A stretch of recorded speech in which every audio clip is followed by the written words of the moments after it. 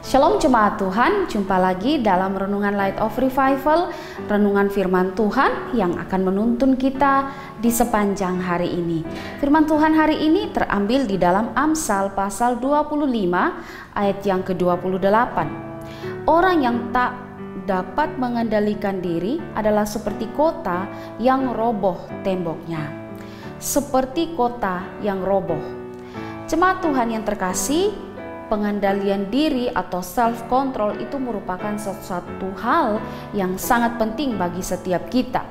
Di dalam Amsal yang kita baca ini mengatakan bahwa orang yang tidak bisa mengendalikan dirinya itu digambarkan seperti kota yang roboh temboknya. Kita tahu bahwa tembok kota itu memiliki fungsi atau manfaat yang sangat penting bagi sebuah kota, apalagi dalam peperangan. Tembok kota dianggap sebagai benteng pertahanan yang akan memberikan keamanan, ketentraman, kedamaian bagi penduduk kota yang ada di dalamnya. Kota yang tidak memiliki tembok atau yang tembok pertahanannya itu runtuh, maka kota itu rentan terhadap serangan dari luar. Bahkan kota yang tidak memiliki tembok pertahanan itu memudahkan musuh akan dengan mudah masuk, menyerang, dan menguasai kota tersebut. Di sini pengendalian diri itu diibaratkan sebagai tembok kota atau menjadi benteng pertahanan dari seseorang. Tanpa pengendalian diri yang baik, maka kita dapat jatuh di dalam berbagai dosa. Dan orang yang tidak bisa mengendalikan dirinya, orang yang tidak ada pengendalian diri dalam hidupnya, dalam pribadinya, maka iblis akan dengan mudah membawa dia, menyeret dia ke dalam berbagai perbuatan dosa. Di dalam Alkitab memberikan contoh seorang yang bernama Simson. Simson adalah seorang nasir Allah. Dia adalah hakim yang Allah bangkitkan untuk memimpin bangsa Israel pada saat itu. Tapi sayangnya dia tidak mampu mengendalikan dirinya, mengendalikan hawa nafsunya, sehingga ia jatuh cinta pada seorang perempuan dari lembah Sorek yang bernama Delila. Dan di dalam pelukan Delila itulah ia mengkhianati atau melanggar sumpah perjanjian dengan Allah, sehingga ia mengatakan di mana letak kekuatan daripada Simson, yang akhirnya membuat Simson itu menjadi orang yang hebat atau orang yang kuat.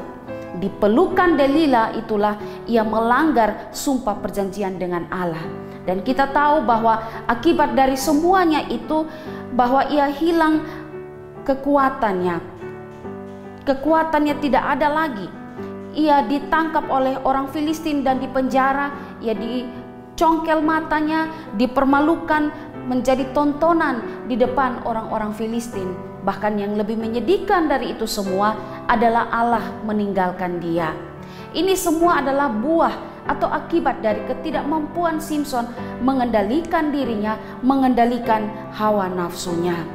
Saudara yang terkasih, pada zaman ini ada banyak anak-anak Tuhan, bahkan mungkin saya dan saudara pernah jatuh di dalam dosa karena ketidakmampuan kita di dalam mengendalikan diri. Ada banyak anak-anak Tuhan yang jatuh dalam persinahan, dalam korupsi, tergiur untuk melakukan berbagai tindakan-tindakan kejahatan karena ketidakmampuan di dalam mengendalikan diri sendiri.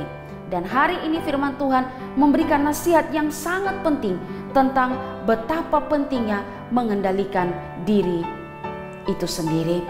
Bahkan Rasul Paulus melihat hal ini sangat penting sehingga ia menulis di dalam Titus pasal 2 ayat yang ke-6.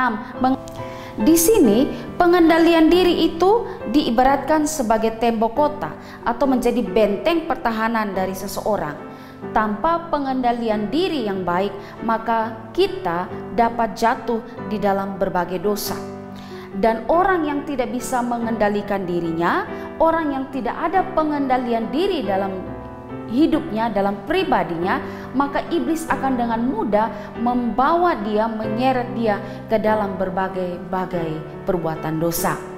Di dalam Alkitab memberikan contoh seorang yang bernama Simson. Simson adalah seorang nasir Allah. Dia adalah hakim yang Allah bangkitkan untuk memimpin bangsa Israel pada saat itu. Tapi sayangnya dia tidak mampu mengendalikan dirinya, mengendalikan hawa nafsunya, sehingga ia jatuh cinta pada seorang perempuan dari lembah Sorek yang bernama Delila. Dan di dalam pelukan Delila itulah ia mengkhianati atau melanggar sumpah perjanjian dengan Allah, sehingga ia mengatakan di mana letak kekuatan daripada Simson, yang akhirnya membuat Simson itu menjadi orang yang hebat atau orang yang kuat. Di pelukan Delila itulah ia melanggar sumpah perjanjian dengan Allah. Dan kita tahu bahwa akibat dari semuanya itu bahwa ia hilang kekuatannya.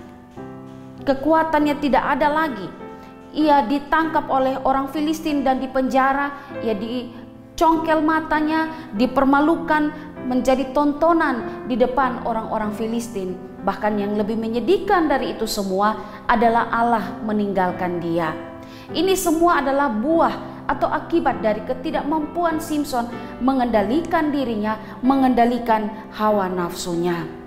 Saudara yang terkasih, pada zaman ini ada banyak anak-anak Tuhan, bahkan mungkin saya dan saudara pernah jatuh di dalam dosa karena ketidakmampuan kita di dalam mengendalikan diri.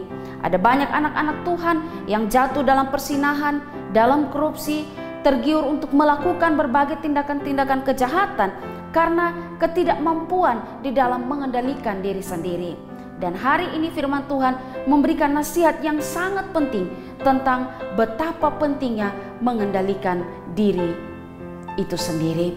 Bahkan Rasul Paulus melihat hal ini sangat penting sehingga ia menulis di dalam Titus pasal 2 ayat yang ke-6 berbunyi, demikian juga orang-orang muda, nasihatilah mereka supaya mereka menguasai diri dalam segala hal. Paulus merasa ini penting sehingga ia memberi nasihat agar menguasai diri dalam segala hal. Itu berarti menguasai diri dalam hal pikiran, menguasai diri dalam hal perkataan kita, menguasai diri dalam hal perbuatan, emosi kita, dan lain sebagainya. Dalam berbagai aspek hidup ini penting untuk kita punya penguasaan diri atau pengendalian diri.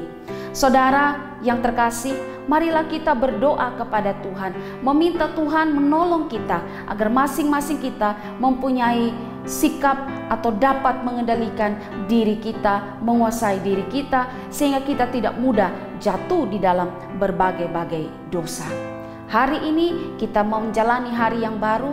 Mari kita membuka hari ini dengan berdoa agar Tuhan menolong, menguatkan kita dapat mengendalikan diri hari ini dengan baik, dan biarlah kita juga dapat mempermuliakan Tuhan di hari yang baru ini. Kiranya Tuhan Yesus menolong kita. Amin. Mari kita berdoa. Kami bersyukur kepada Tuhan untuk firman Tuhan hari ini.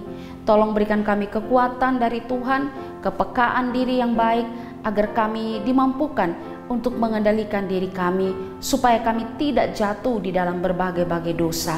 Tuhan, tolonglah kami. Amin. Jemaat Tuhan yang terkasih, mari jadikanlah firman Tuhan sebagai terang dan pelita bagi jalan hidup kita. Tuhan Yesus memberkati kita.